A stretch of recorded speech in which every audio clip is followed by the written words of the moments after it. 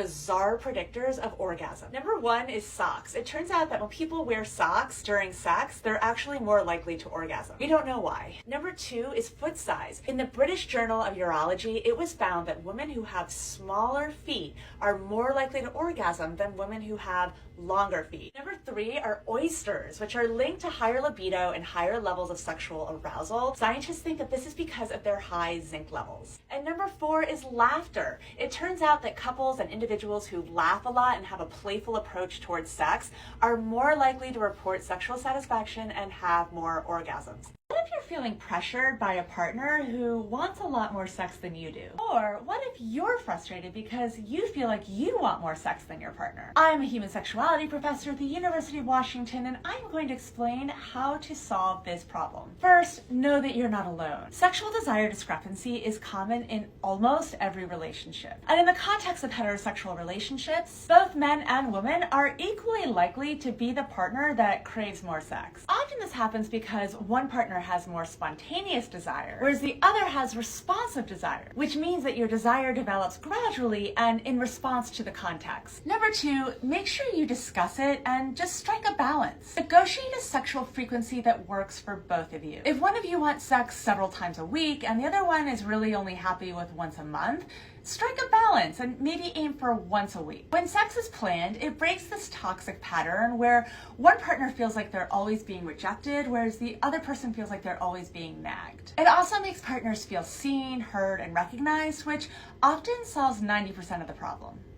It's time to normalize foot fetishes. And if this topic doesn't seem like it applies to you, step into somebody else's shoes just for a minute. On average, there are 40,000 Google searches for foot worship in the US every month. And Feet Finder, a website that allows people to sell foot pics, gets about 1.2 million unique visitors a month. So why do we even need to call it a foot fetish when it seems to be so common? Freud said that being turned on by feet is so popular because the foot, more than any other body part, looks the most phallic. The foot is also hidden within a shoe, which does create some mystery. But remember, fetishes exist on a continuum. So if, for example, you're obsessed with shoes, a little like me, is that so far off from a foot fetish? You could say it toes the line, but it's worth noting that you can love something and have desire for it, but not want to have sex with it. We all fetishize something. If you found your turn on and it happens to be feet, good for you. So long as it's consensual, get your kicks. Are you feeling a little less sexy lately? Maybe you're feeling down, but you don't feel like going down? You're not alone. Each year, 5% of the population experiences seasonal affective disorder, and 4 out of 5 of those people are women. Symptoms can include low mood, irritability,